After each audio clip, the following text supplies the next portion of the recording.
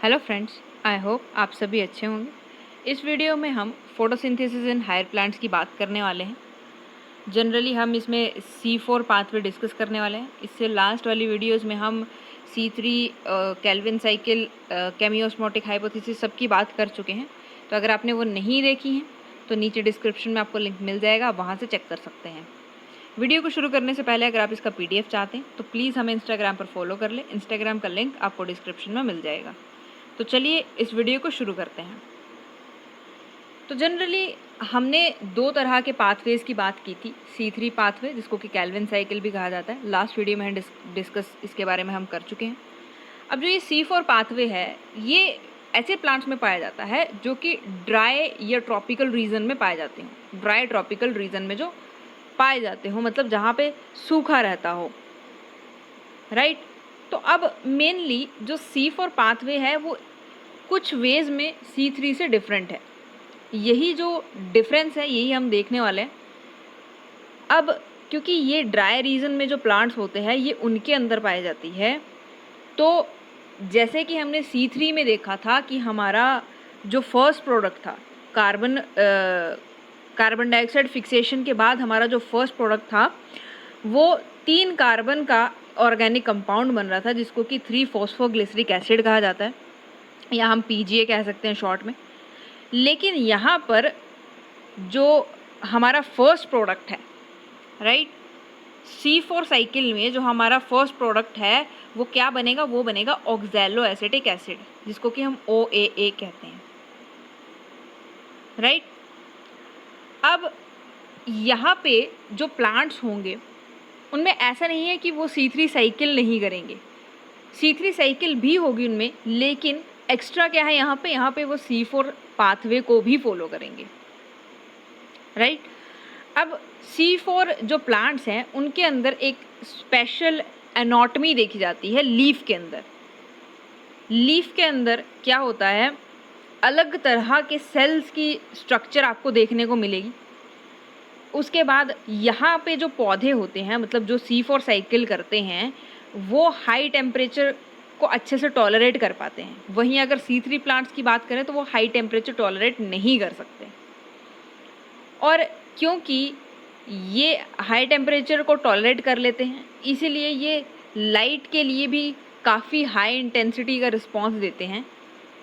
और इनके अंदर फोटो रेस्पिरेशन नहीं होता है, जिसमें कि क्या है कि कुछ लॉस ऑफ वाटर हम कह सकते हैं, लेकिन लॉस ऑफ वाटर अगर हम कहें तो उसे ट्रांसपिरेशन कहते हैं, लेकिन फोटो रेस्पिरेशन एक्चुअली में गैस एक्सचेंज का प्रोसेस है, राइट। तो यहाँ पे वो प्रोसेस नहीं होता है। सिर्फ हम इतना याद रख लेंगे कि यहाँ पे फोटो रेस्पिरेशन नहीं होती है। फोटो रेस्पिरेशन होती क्या है ये हम आगे जानेंगे। अब यहाँ पे एक मेन चीज़ क्या है कि क्योंकि यहाँ पे फोटो रेस्पिरेशन नहीं होती है, इसीलिए यहाँ पे प्रोडक्टिविटी जो है बायोमास की वो ज़्यादा होती है as compared to C3 pathway, right. अब यहाँ पे डिफरेंस क्या है कि पर्टिकुलरली जो C4 प्लांट्स हैं उनके अंदर क्या होता है, वेस्कुलर बंडल्स पाए जाते हैं, राइट। और इन वेस्कुलर बंडल्स के पास बहुत बड़े बड़े सेल्स जो हैं इसके आसपास मिलते हैं, मतलब काफ़ी ज़्यादा कवरिंग जो है वो आपको देखने को मिलेगी around the vascular bundle, right. और यही जो वेस्कुलर बंडल के बाहर जो लार्ज सेल हैं जो कवरिंग हो रखी है, इसको बंडल शीथ कहा जाता है, या बंडल शीथ सेल्स कह सकते हैं आप। तो जो लीव्स की एनाटमी है, राइट, जो ये पूरा पैटर्न पड़ा हुआ है सेल्स का, इसी को क्रैन्स एनाटमी कहते हैं। अब जो क्रैन्स शब्द है इसका मतलब है वृत्त। वृत्त का मतलब होता है कि आप एक एग्जाम्पल ले लीजिए, जिस तरह से क्रिसमस पे आपने देखा होगा कि एक गोल सा गुलदस्ता देते हैं फूलों का, एक गुड फेथ पे फ्रेंड्स को या फैमिली को, तो उसी तरह से सेल जो होते हैं वो भी गोल सर्कुलर शेप में पड़े होते हैं यहाँ पे, इसीलिए इसको क्रैन्स एनाटॉमी कहा जाता है, राइट। अब जो ये बंडल शीथ सेल्स हैं इनकी बहुत सारी लेयर्स हो सकती हैं वेस्कुलर बंडल के आसपास, और ये क्या करता है कि इनके पास अब क्योंकि यहाँ पे बहुत ज़्यादा बंडल शीट्स पड़े हुए हैं, तो मतलब क्लोरोप्लास्ट ज़्यादा होगा। और जो वॉल्स होंगी सेल्स की वो कैसी होंगी, थिक होंगी, और थिक होने की वजह से यहाँ पे गैसियस एक्सचेंज नहीं हो सकता, राइट। और जो सेल्स हैं वो कैसे हैं, इंट्रासेलुलर स्पेसिस जो है वो नहीं है। इंट्रासेलुलर का मतलब होता है कि अगर कोई दो सेल हैं उनके बीच में बिल्कुल भी स्पेस नहीं है, वो बिल्कुल एक दूसरे के साथ जुड़े हुए हैं, बिल्कुल भी जगह नहीं है, बिल्कुल टाइटली पैक्ड पड़े हुए हैं सारे सेल, राइट। तो यहाँ पे इंट्रासेलुलर स्पेसिस भी नहीं होंगे, वॉल्स थिक होने के कारण गैस एक्सचेंज भी नहीं हो पाएगा, राइट। इसीलिए यहाँ पे जो फोटो रेस्पिरेशन हम पीछे जिसकी बात कर रहे थे वो नहीं हो सकती, क्योंकि गैस एक्सचेंज होगा ही नहीं। अब ये जो साइकिल C4 पाथवे है इसको हैच एंड स्लैक पाथवे भी कहा गया है, क्योंकि जो साइंटिस्ट जिन्होंने इसकी डिस्कवरी की थी वो हैच एंड स्लैक थे, बिल्कुल वैसे ही जैसे कि कैल्विन ने C3 पाथवे को खोजा था, राइट। अब ये भी साइक्लिक प्रोसेस है, मतलब क्या है कि यहाँ पे भी regeneration of the starting product हो सकता है, जैसे कि हमने C3 में देखा था कि स्टार्टिंग प्रोडक्ट को ही लास्ट में हमने रीजनरेट करके दोबारा बना लिया था, तो यहाँ पे भी ऐसा ही होगा। अब यहाँ पे जो प्राइमरी एक्सेप्टर है हमारा कार्बन डाइऑक्साइड का, तो वो है फॉस्फोइनोल पायरुवेट, राइट, PEP।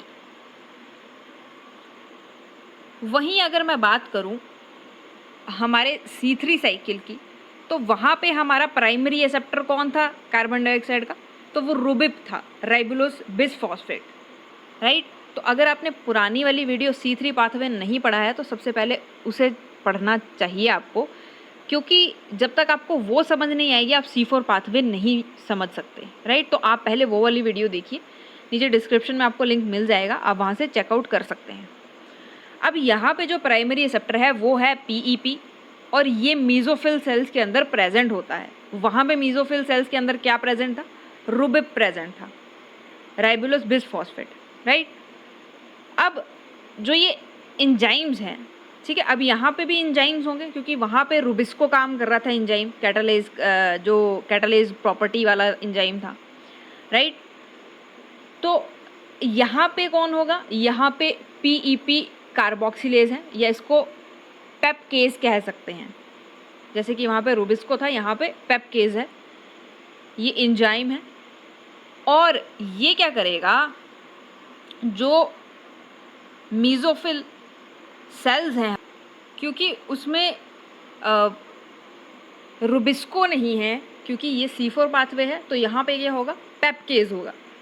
अब वहाँ पे रुबिस्को था, तो हमारा जो फर्स्ट प्रोडक्ट था वो हमारे पास क्या बन रहा था, तो वो हम 3 कार्बन वाला PGA, ठीक है, जिसको कि फॉस्फोग्लिसरिक एसिड कह रहे थे हम लोग। अब यहाँ पे क्या बनेगा, ऑक्सैलो एसिटिक एसिड, राइट। अब देखिए इस पूरी प्रोसेस को समझने के लिए हम सिंपल सा ये डायग्राम देख लेते हैं, बाकी आपको ये पढ़ना होगा तो थोरली आप वीडियो पॉज करके पढ़ सकते हैं। हम सिर्फ ये प्रोसेस समझ लेते हैं कि होता क्या है। अब यहाँ पे 2 सेल्स की इन्वॉल्वमेंट होती है, मीजोफिल सेल्स जो कि C3 पाथवे में भी होती हैं, और यहाँ पे एक्स्ट्रा क्या है, बंडल शीट सेल्स, राइट। मतलब ये प्रोसेस 2 सेल्स के अंदर होती है। अब यहाँ पे जो कार्बन डाइऑक्साइड है वो एटमॉस्फेयर से जा रही है प्रोसेस के अंदर। अब यहाँ पे क्या बन रहा है फर्स्ट प्रोडक्ट, तो यहाँ पे 4 कार्बन कंपाउंड वाला ऑक्सैलो एसीटेट बन रहा है।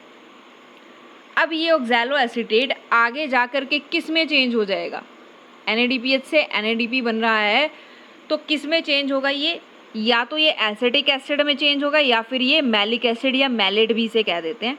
ये भी 4 कार्बन कंपाउंड ही होगा, मतलब 4 कार्बन से बना हुआ कंपाउंड ही होगा, राइट। अब ये जो मैलेट है ये ट्रांसफ़र हो जाएगा किस में, बंडल शीट सेल्स में। अब यहाँ पे इसमें से एक कार्बन डाइऑक्साइड का मॉलिक्यूल लीव कर जाएगा और वो आगे जा कर के कैल्विन साइकिल करेगा। अब यहाँ पे कैल्विन साइकिल कहाँ होगी, बंडल शीट सेल्स के अंदर होगी, और जा कर के ग्लूकोज बनेगा, राइट। अब यहाँ पे जब ये 4 कार्बन वाला कंपाउंड था, लेकिन इसमें से एक CO2 तो बाहर आ गई। अब ये 3 कार्बन कंपाउंड बचा जिसको कि पायरुवेट कहेंगे। ये पायरुवेट दोबारा कहाँ चला जाएगा? मीज़ोफिल सेल्स के अंदर चला जाएगा। अब यहाँ पे ATP से ADP बनेगा और हमारे पास वापस क्या आ जाएगा? फॉस्फोफिनोल पायरुवेट, जो कि हमारा स्टार्टिंग कंपाउंड था, राइट। 3 कार्बन कंपाउंड था जो हमारा, जिसके साथ कार्बन डाइऑक्साइड जुड़ के क्या बना रही थी? ऑक्सैलोएसीटेट, 4 कार्बन कंपाउंड बना रही थी, राइट। तो ये छोटा सा प्रोसेस है, ये आप तभी समझ पाएंगे जब आपने केल्विन साइकिल अच्छे से पढ़ी होगी, राइट। तो केल्विन साइकिल को आप बिल्कुल अच्छे से रट लीजिए, क्योंकि उसके बेस के ऊपर ही C4 पाथवे बेस्ड है। अब नेक्स्ट चलते हैं हम लोग फोटो रेस्पिरेशन। तो देखिए बड़ा ही सिंपल सा प्रोसेस है, थोड़ा सा पहले डिस्कस कर लेंगे कि फोटो रेस्पिरेशन क्या है। तो फोटो रेस्पिरेशन क्या है, ये एक्चुअली में डिफरेंस क्रिएट करता है C3 और C4 प्लांट्स के अंदर, राइट। अब जो केल्विन पाथवे था उसमें हमने देखा कि जो फर्स्ट स्टेप था CO2 फिक्सेशन का, तो वो रुबिप के साथ कंबाइन होकर के 2 मॉलिक्यूल्स बना रहा था PGA के, और उसको कैटालाइज कौन कर रहा था? Rubisco enzyme, right. अब ये जो रुबिस्को एंजाइम है, ये वर्ल्ड में सबसे ज़्यादा अबंडेंस में पाया जाने वाला कैटलिस्ट है या एंजाइम है, राइट। और इसके जो एक्टिवेशन साइट होते हैं, अब देखिए हर एक एंजाइम के कोई ना कोई एक्टिवेशन साइट होती है जहाँ पर चीज़ या जहाँ से वो किसी चीज़ के साथ अटैच होकर के अपनी पूरी एक्टिविटी को परफॉर्म करता है। अब रुबिस्को के पास इस तरह से 2 एक्टिवेशन साइट्स होती हैं, तो CO2 O2 कहीं पे भी जा करके बाइंड हो सकती है, दोनों के दोनों इसके साथ बाइंड हो जाती हैं, राइट। अब ये C3 पाथवे से जुड़ा हुआ है, आप ध्यान रखिएगा, ठीक है।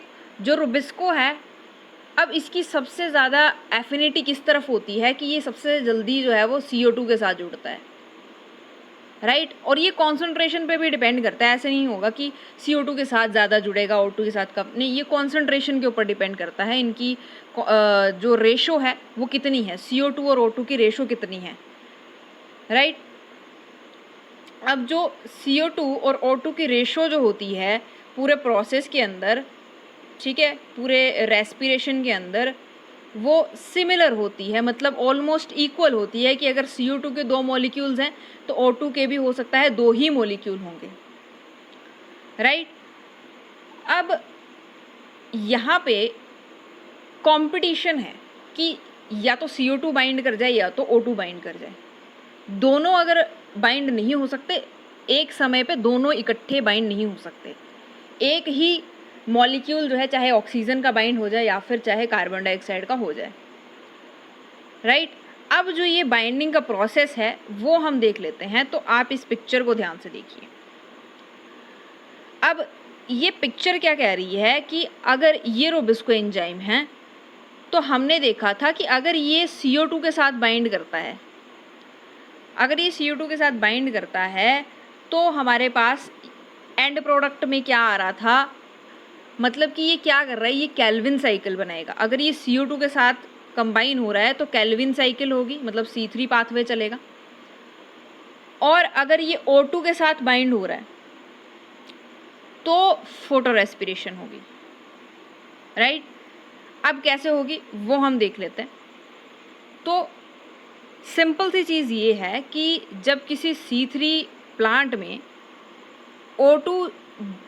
रुबिस्को के साथ O2 बाइंड करेगी तो CO2 फिक्सेशन की मात्रा कम हो जाएगी, क्योंकि वहाँ पे CO2 फिक्सेशन होगी ही नहीं, क्योंकि CO2 फिक्सेशन तो तभी होगी जब CO2 रुबिस्को। यहाँ पे क्या बन रहा है, यहाँ पे बन रहा है हमारे पास, एक बन रहा है फॉस्फोग्लिसरेट और दूसरा बन रहा है फॉस्फोग्लाइकोलेट, राइट। ये क्या है, 2 कार्बन कंपाउंड है, मतलब 2 कार्बन का कंपाउंड है।